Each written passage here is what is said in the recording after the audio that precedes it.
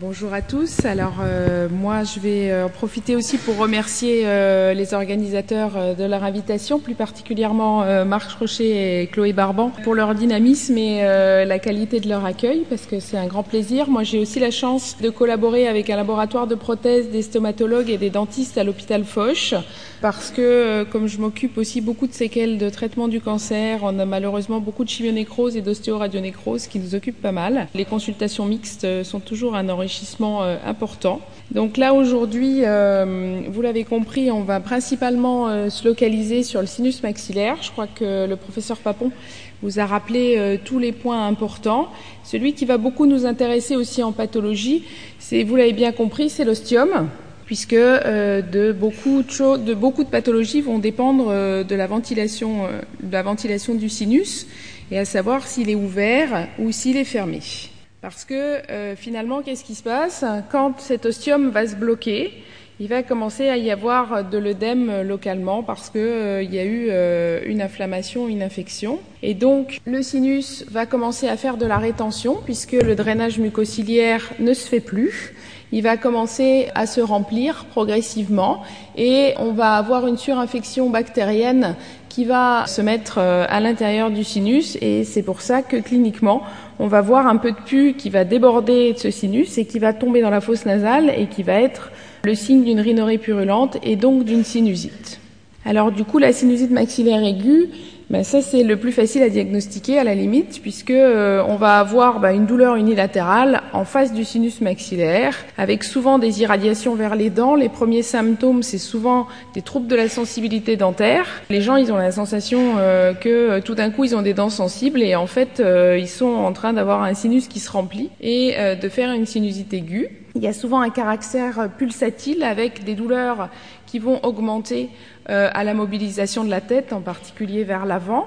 Ça s'accompagne d'une fièvre, d'un mouchage sale et d'écoulements vers l'avant et vers l'arrière au fond de la gorge. Et souvent, ce tableau a été précédé dans les jours avant par un début de rhume, une rhinite aiguë.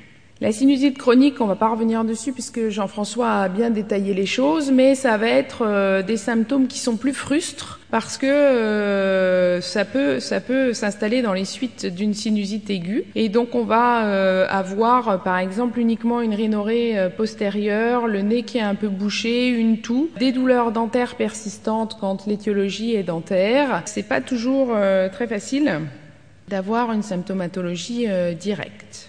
Alors les étiologies, donc quand c'est aigu, c'est facile. La majorité des sinusites aiguës, en plus, elles sont quand même d'origine virale. Elles sont pas toujours bactériennes. Elles sont pas toujours. Donc là, on va donner un traitement symptomatique et puis les choses vont rentrer dans l'ordre en 2 ou 3 jours. Quand ça s'arrange pas, effectivement, c'est bactérien. On va plutôt passer aux antibiotiques. Chez les gens qui commencent à faire des sinusites aiguës de façon récidivante, on va pouvoir soupçonner une pathologie au niveau du sinus ou au niveau d'une dent. On va y revenir. Ou alors, pour les gens qui font des sinusites chroniques, donc qui ont des symptômes quand même réguliers au niveau du nez, mais où on n'a pas de vraie porte d'entrée, à ce moment-là, effectivement, on va faire une imagerie, donc un scanner ou un Condim.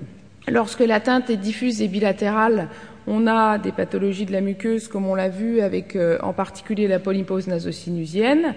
Par contre, quand on a une atteinte unilatérale isolée, c'est souvent là qu'on va s'orienter vers un problème dentaire, puisque dans plus de 40% des cas de ces sinusites chroniques, l'origine est dentaire.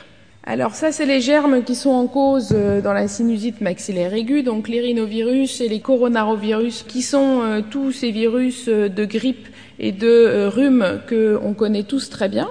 Dans la sinusite habituelle, on va avoir des streptocoques pneumoniae ou des hémophilus ou le moraxella, qui sont des germes qui sont très habituels au niveau de la flore oropharyngée et qui sont responsables des angines ou des otites moyennes aiguës et conjonctivites chez l'enfant. Voilà. Et quand on va avoir une origine dentaire, on va se retrouver plutôt avec des bactéries anaérobies du type Prevotella, Fusobacterium ou peut-être Peptostreptococcus, et c'est comme ça qu'on va adapter les antibiotiques. On en reparlera tout à l'heure.